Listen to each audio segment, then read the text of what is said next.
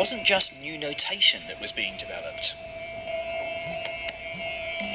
Indian mathematicians were responsible for making fundamental new discoveries in the theory of trigonometry.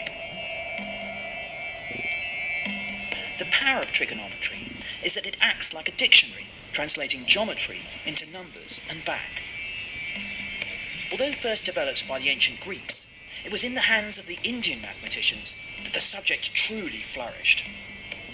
At its heart lies the study of right-angled triangles. In trigonometry, you can use this angle here to find the ratios of the opposite side to the longest side. There's a function called the sine function, which when you input the angle, outputs the ratio. So for example, in this triangle, the angle is about 30 degrees. So the output of the sine function is a ratio of 1 to 2, telling me that this side is half the length of the longest side. The sine function enables you to calculate distances when you're not able to make an accurate measurement. To this day, it's used in architecture and engineering. The Indians used it to survey the land around them, navigate the seas, and ultimately chart the depths of space itself. It was central to the work of observatories like this one in Delhi, where astronomers would study the stars. The Indian astronomers could use trigonometry to work out the relative distance between the Earth and the Moon, and the Earth and the Sun. You can only make the calculation when the Moon is half full, because that's when it's directly opposite the Sun.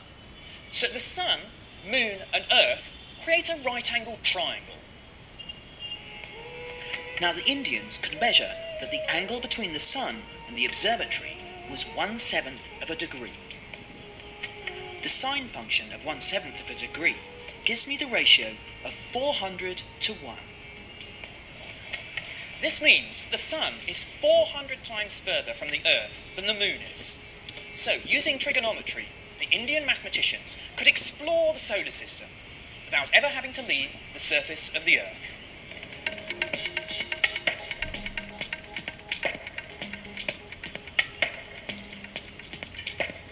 The ancient Greeks had been the first to explore the sine function, listing precise values for some angles. But they couldn't calculate the sines of every angle.